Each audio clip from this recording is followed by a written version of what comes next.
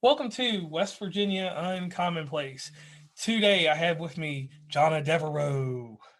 She is a clinical pet nutritionist and an owner of a very awesome business in the great state of Rhode Island.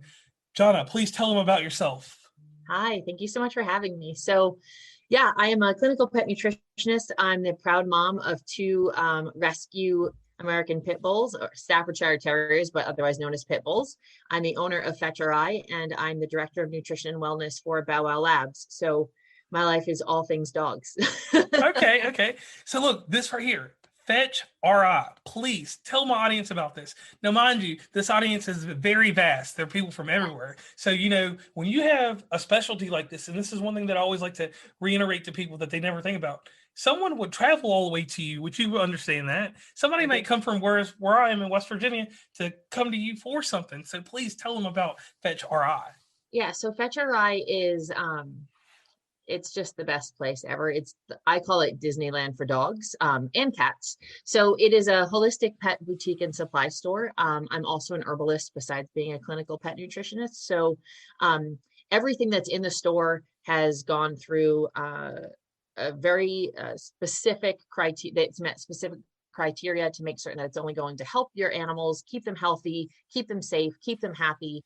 And doing so in a way that is more in line with how their bodies are designed. And it's just a fun place to be.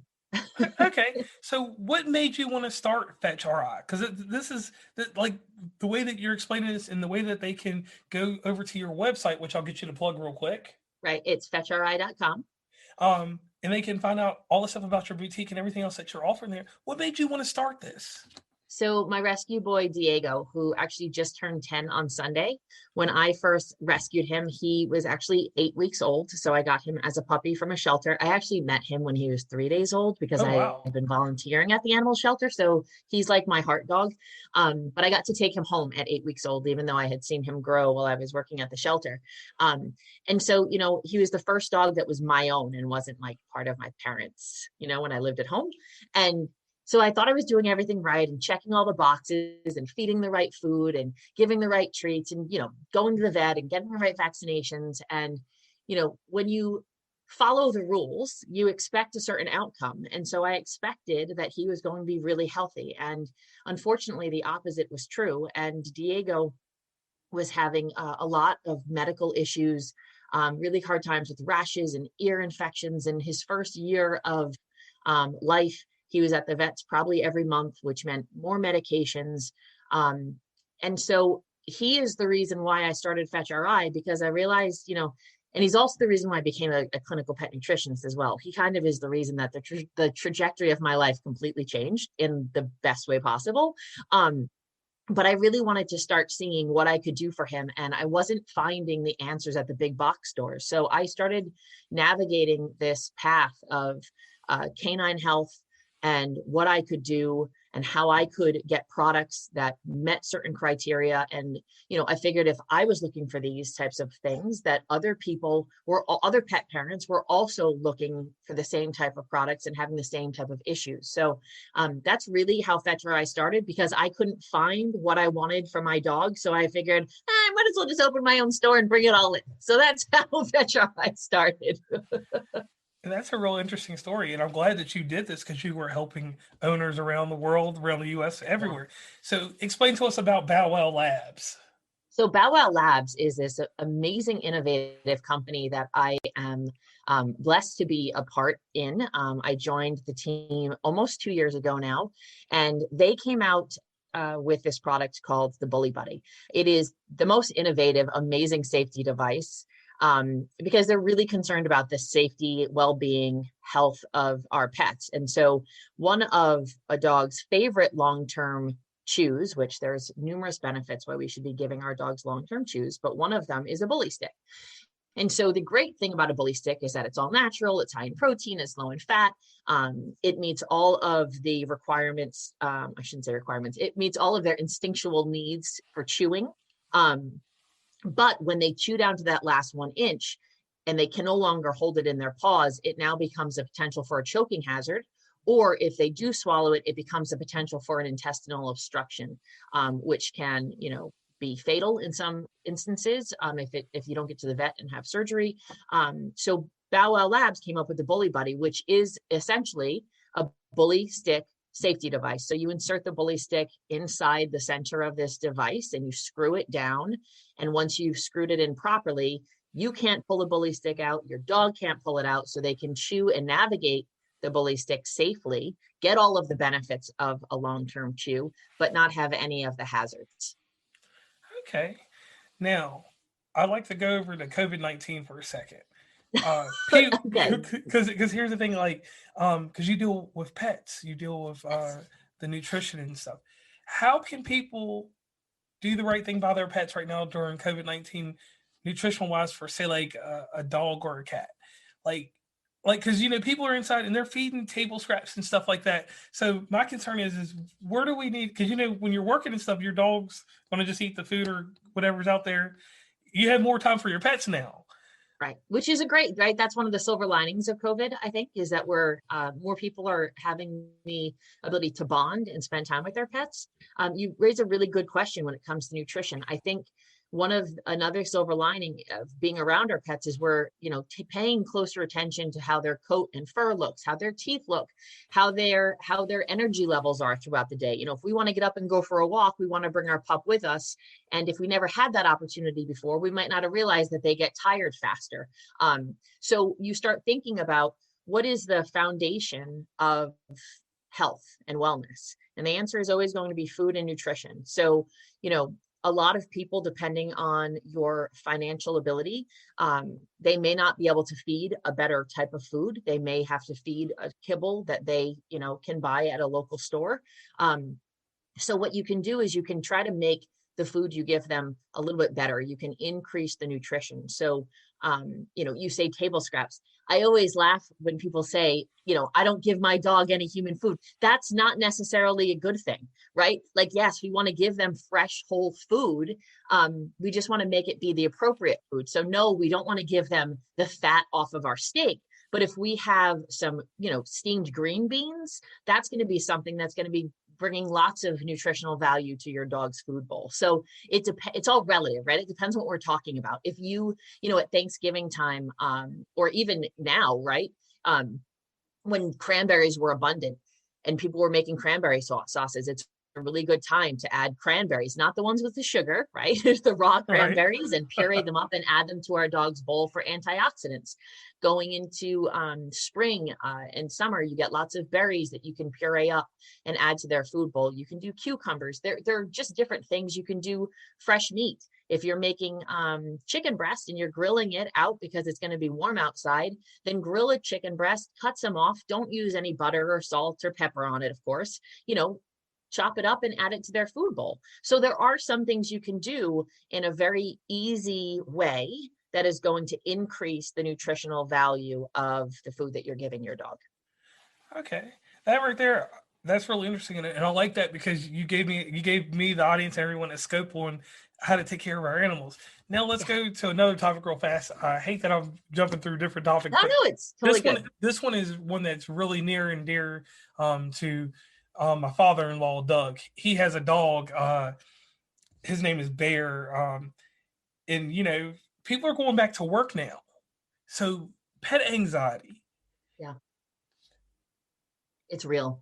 It's real, but how do you determine it, and how do you?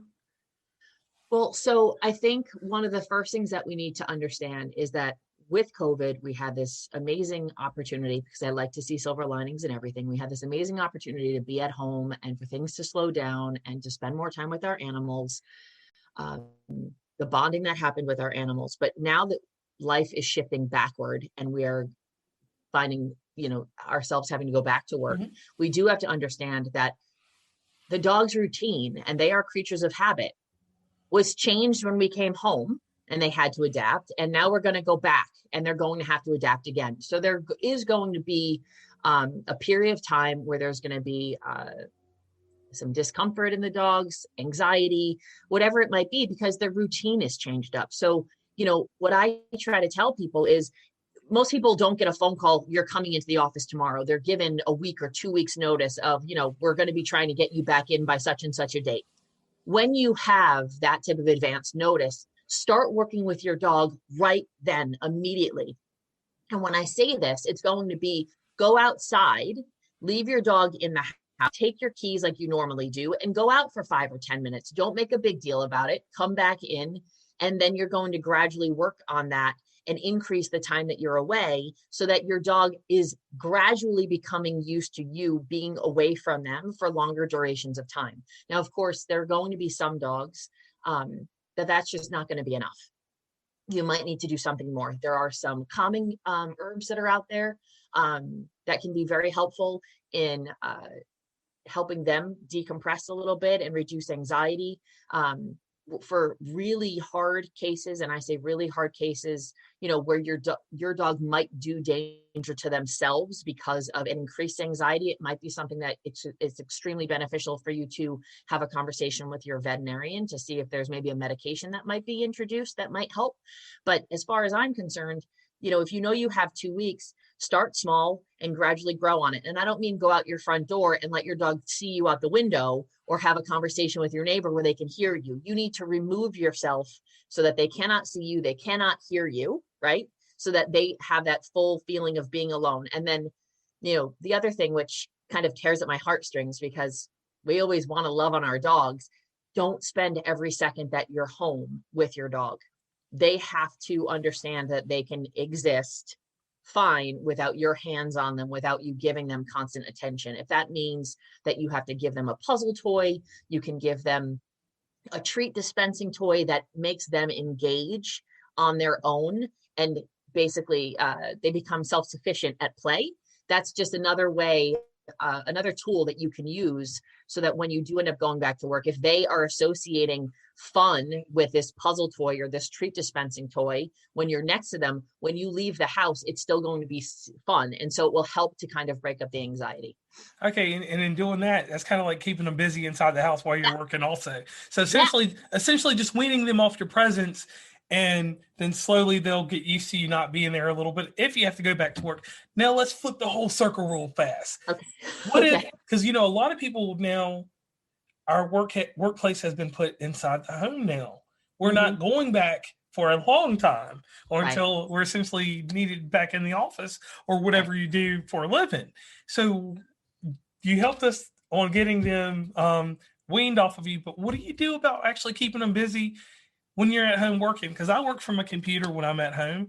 And if I'm dog sitting, Doug's dog jumps up on me. He wants a lot of attention. He doesn't give me any time to live my life except in the bathroom. So well, you're lucky because most dogs don't even give you that time. So there you go.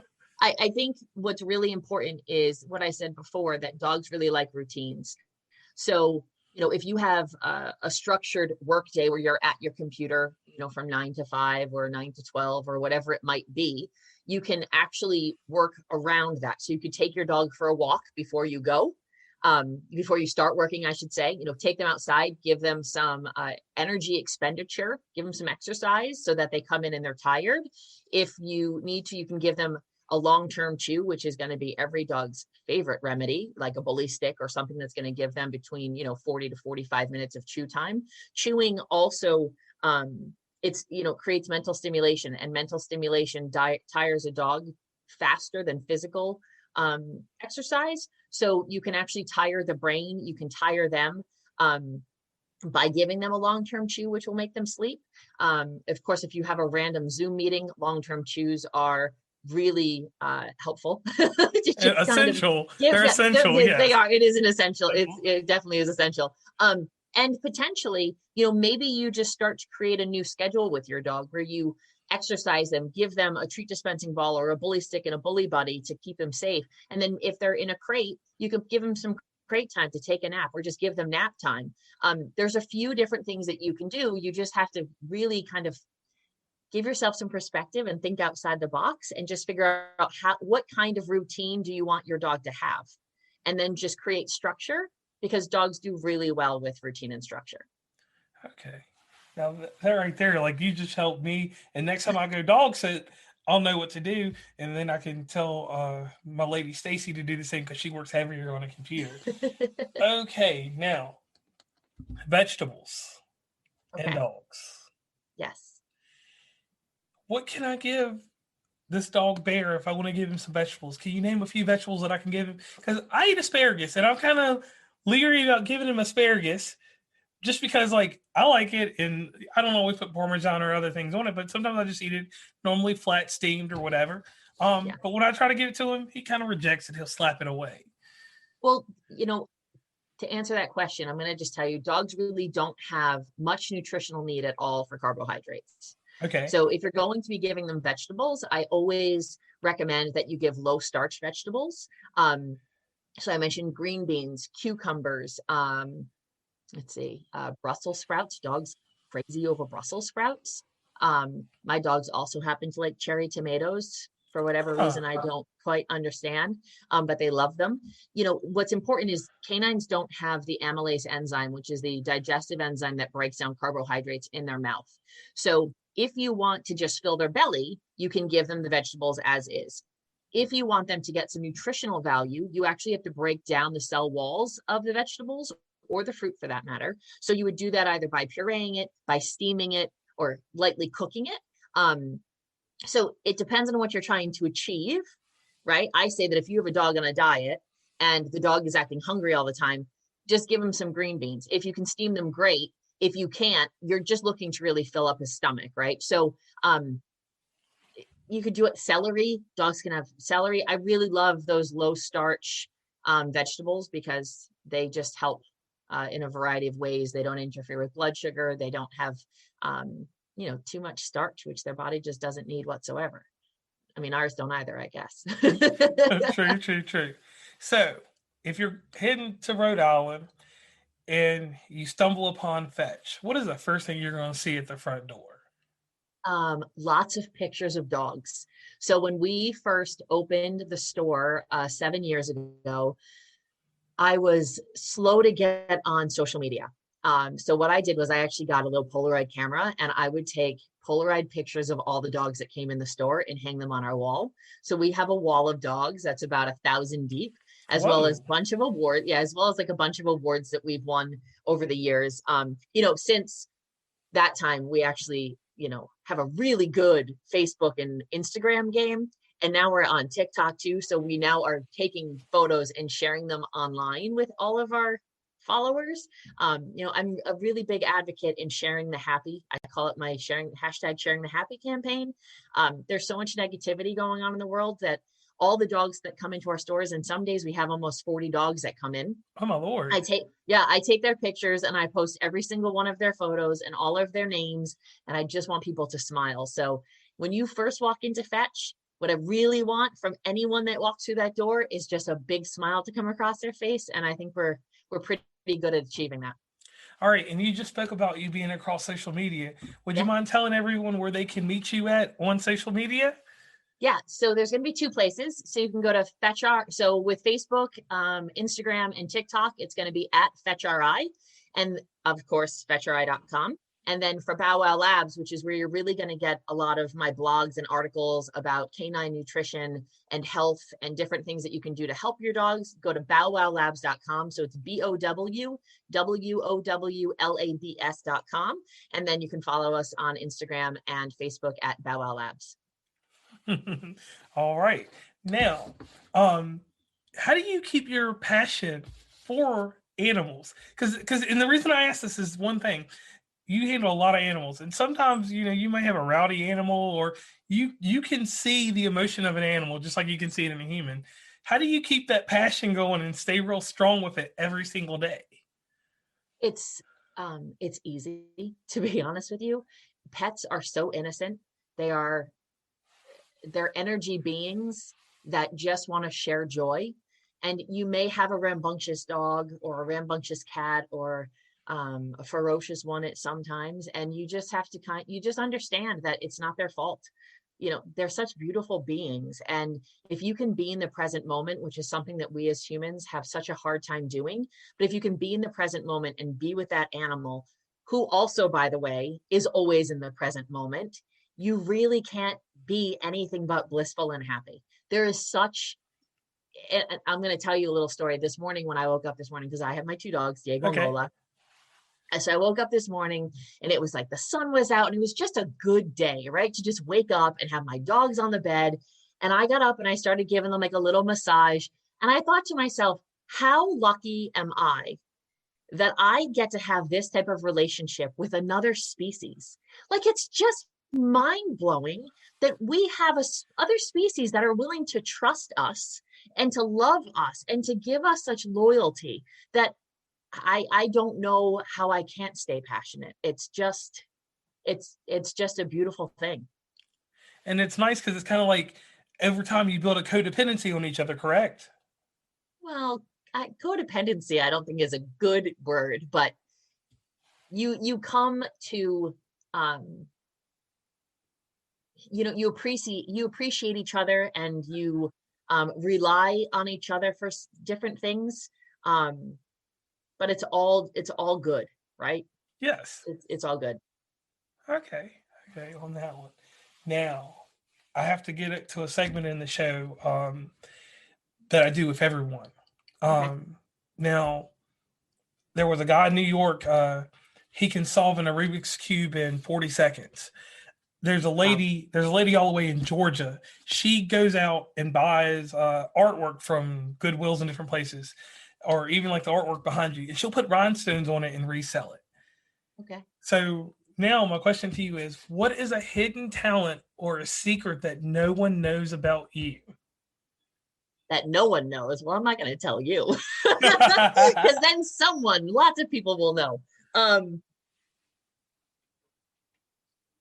Okay, so I don't talk about this much, but the people that come into my store and that interact with me and have their dogs or cats come in and interact with me, they tell me that I have a gift and that I am a pet whisperer, that I can very easily, just from the animals walking through the door, I can very quickly assess what's going on with them and what the animals need. And that I have, in fact, I was watching my neighbor's rabbit the other day, and she told me the rabbit's crazy. And I went over to see the rabbit, and I had the rabbit on its back, belly up, letting me rub the belly in under 30 seconds. And they're like, oh, is she a witch? Like, how did she do that? So I guess I have an ability to make animals feel comfortable and calm. And so that to me is a gift.